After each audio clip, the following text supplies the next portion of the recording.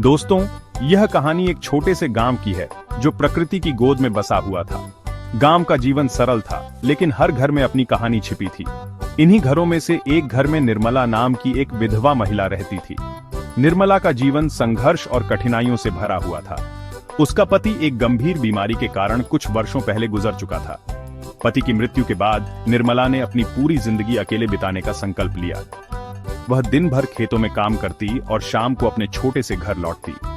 वह आत्मनिर्भर थी और गांव के लोग उसकी मेहनत की बहुत प्रशंसा करते थे।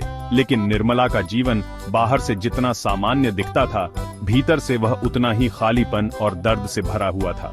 उसके मन में अकेलेपन की गूंज थी, जिसे वह किसी से व्यक्त नहीं कर सकती थी। रात के समय जब सारा गांव नींद में डूबा होता, निर्मला का अकेलापन और भी गहरा हो जाता। गांव में लोग उसे एक मजबूत और साहसी महिला मानते थे, लेकिन उसकी आंखों में छिपा दर्द कोई नहीं देख पाता था। उसकी जिंदगी एक गहरी प्यास और अधूरेपन से भरी हुई थी, जिसे वह खुद भी समझ नहीं पाती थी।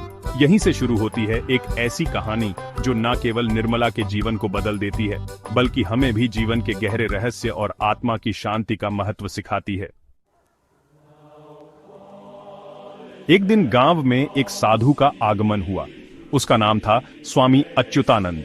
वह बहुत समय से गांव-गांव घूमते हुए धर्म का प्रचार कर रहे थे और लोगों को आत्मा की शांति का रास्ता बता रहे थे। उनका व्यक्तित्व साधारण सा था, लेकिन उनकी आंखों में एक गहरी शांति और चेहरे पर अद्भुत आभा थी।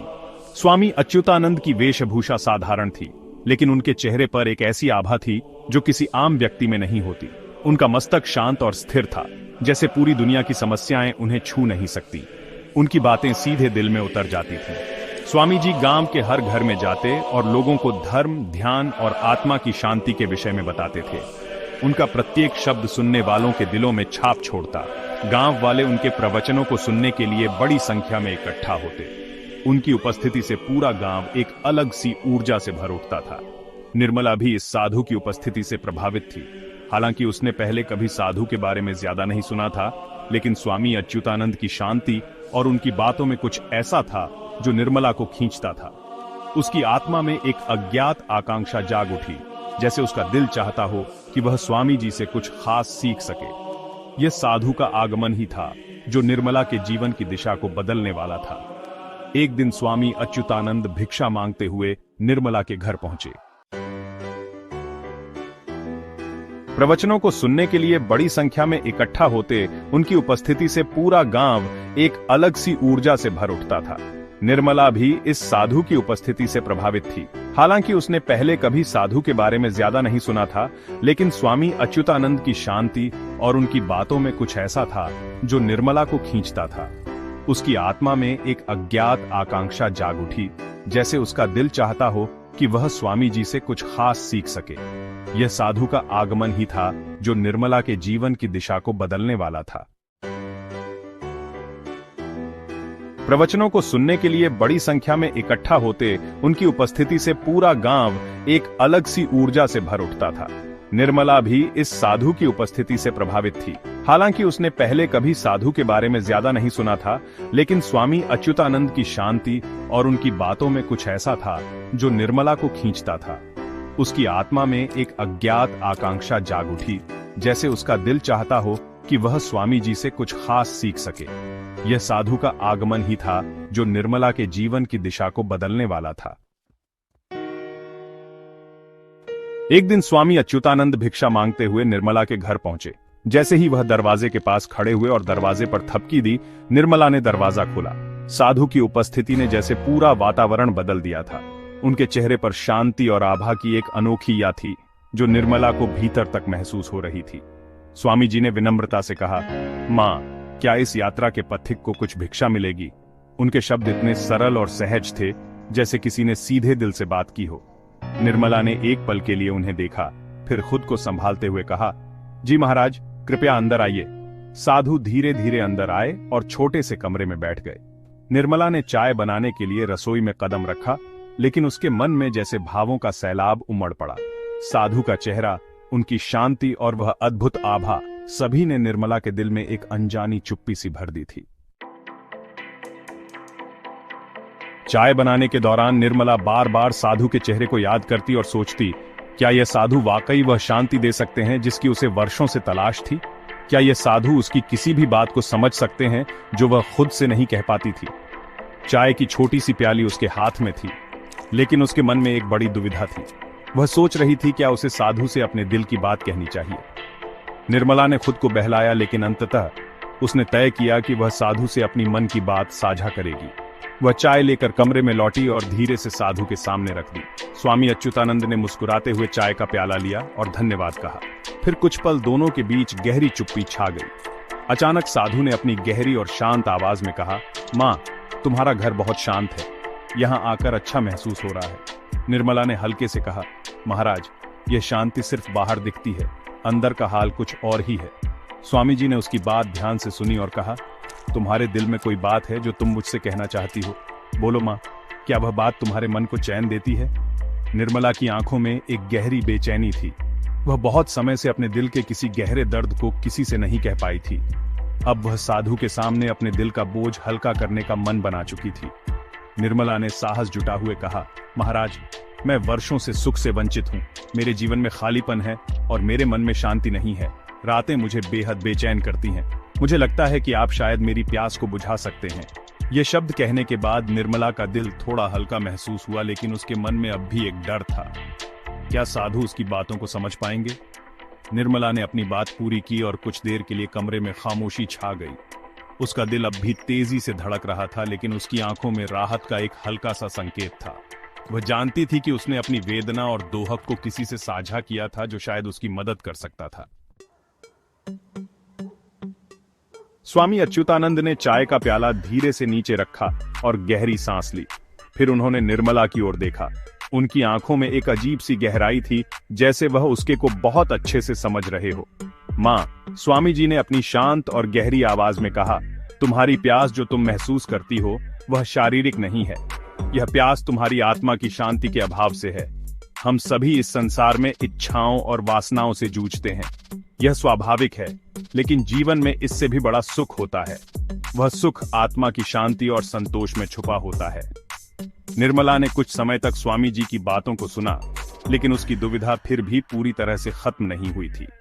स्वामी जी ने उसके मन की स्थिति को समझते हुए आगे कहा, जब तुम अपनी आत्मा से जुड़ोगी तब तुम्हारा मन शांति और संतोष से भर जाएगा। ये शांति किसी बाहरी व्यक्ति, वस्तु या स्थिति से नहीं मिल सकती। तुम्हारे भीतर पहले से ही यह शांति और सुख छिपा हुआ है, लेकिन तुम उसे महसूस करने के लिए अपनी आत्मा से जुड़ने का प्रयास करोगी, तभी वह तुम्हारे भीतर प्रकट होगा।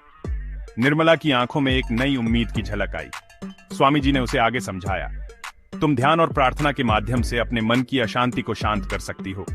अपने भीतर की शांति को पाने के लिए तुम्हें अपनी इच्छाओं और बाहरी आकर्षणों से मुक्त होना होगा। जब तुम अपनी आत्मा से जुड़ोगी, भीतर एक ऐसा सुख होगा जिसे कोई भी बाहरी दुनिया नहीं छीन सकती। निर्मला ने उसकी बातों को गहरे से महसूस किया। उसने समझा कि वह सच्चे सुख की तलाश बाहर नहीं, बल्कि अपने भीतर कर रही थी। उसे एहसास हुआ कि आत्मिक शांति से ही असली सुख पाया जा सकता है, और वह इस मार्ग पर चलने के लिए तैयार थी। स्वामी जी की बातों ने उसकी सोच को पूरी तरह से बदल दिया था। उसने दृढ़ निश्चय किया कि वह ध्यान, प्रार्थना और आत्मा की शांति की खोज में लगेगी। अब वह जान चुकी थी कि उसकी प्यास का असली समाधान केवल और केवल आत्मा की शांति में ही छुपा है। स्वामी अच्युतानंद ने निर्मला को आशीर्वाद दिया और कहा, माँ, तुम्हारा रास्ता अब साफ है।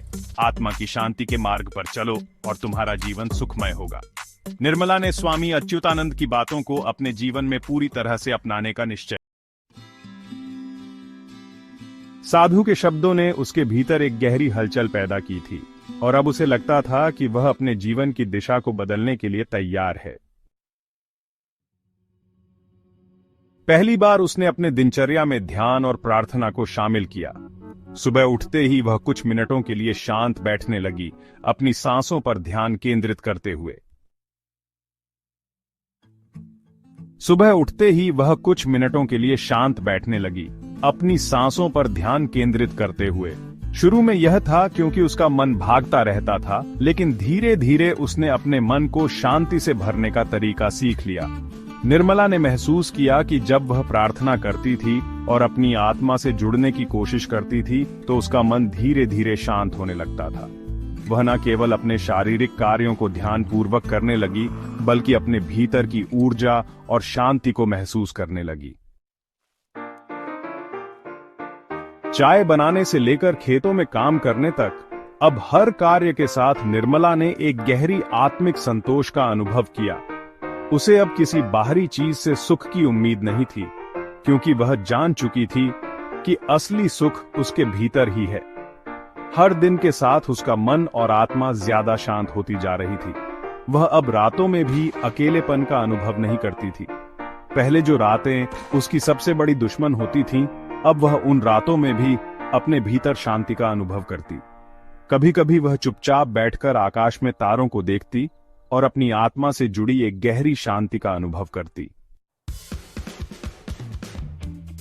गांव वाले भी उसे बदलते हुए देख रहे थे। उसकी आंखों में एक नई चमक थी और उसके चेहरे पर एक अजीब सी संतुष्ट की मुस्कान होती थी। वह अब न केवल दूसरों के लिए प्रेरणा का स्रोत बन चुकी थी, बल्कि खुद भी अपने जीवन को एक नई दिशा में देख पा रही थी। निर्मला का जीवन अब पूरी तरह से बदल चुका था। वह अब किसी से भी बाहरी सुख की उम्मीद नहीं करती थी, क्योंकि उसे भीतर से वह सुख मिल चुका था जो कभी बाहर की दुनिया में तलाश रही थी। अब उसका जीवन आत्मिक संतोष और खुशी से भर गया था। वह समझ चुकी थी कि असली सुख और शांति केवल आत्मा से जुड़ने में ही है। उसने अपने जीवन को एक नए उद्देश्य और दिशा के साथ जीना शुरू किया और अब उसे अपने भीतर के सच्चे सुख का एहसास था। यह कहानी हमें यह सिखाती है कि सच्चा सुख बाहरी चीजों में नहीं, बल्कि हमारे भीतर की आत्मा की शांति और संतोष में है। जीवन में इच्छाएं और वासना स्वाभाविक है, लेकिन उनका समाधान बाहरी वस्तुओं में नहीं, बल्कि ध्यान और प्रार्थना के माध्यम से आत्मा से जुड़ने में है।